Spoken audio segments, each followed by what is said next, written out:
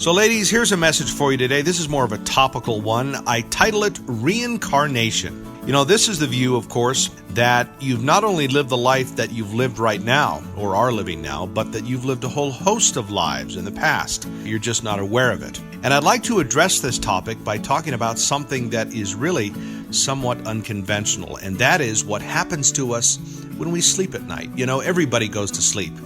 And one of the primary things we do when we sleep is to dream. And there are people, obviously, who don't remember their dreams, but that isn't to say that they don't dream. They do, again, they just don't remember them. But I'm one of those people that remembers my dreams. And I'll tell you something that is really curious for me, and that is, it's almost as if I'm living a whole nother life or series of lives at night when I sleep.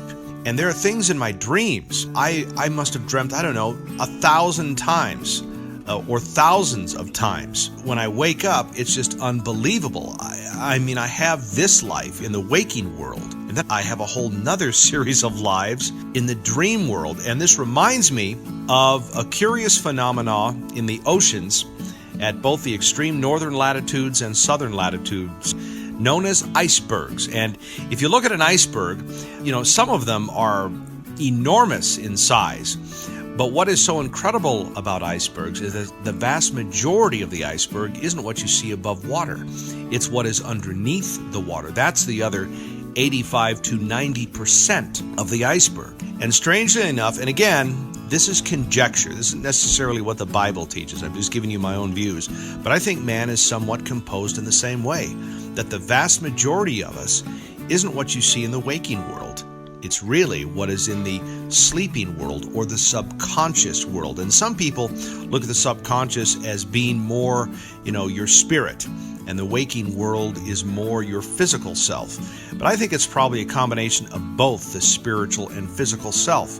And I think the way the Lord has designed it, and again, this is just conjecture, is that in order for us to have our conscious world, which is, of course, what's being manifest right now as I talk to you and what goes on in this world, we have to have an enormous part of us, maybe 80% or more, that is in the world of the twilight, the world of the subconscious, the world of sleep. And why that has to be, I don't know. But I think that is somehow the way God has designed it.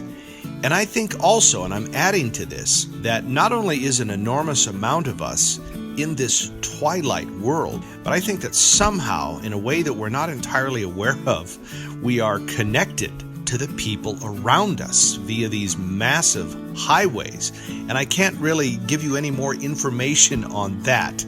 But I think what happens with people who support reincarnation, who believe in this doctrine that, they've lived many lives, is that they are misunderstanding their subconscious and the connections that they have with other people in a spiritual sense to mean that they've lived other lives, when it's really just the same life. And I hope that makes sense to you. And I tie this in with the scriptures. It is appointed unto man once to die, and then the judgment. And so we really only have one life. But I think, once again, and I'm repeating myself, that so often with the reincarnation movement, perhaps we are misinterpreting our subconscious, that other life we live there, and that spiritual connection that we have with other people that may also exist in our subconscious, to mean that we've lived many lives, when it really is, no, just this life.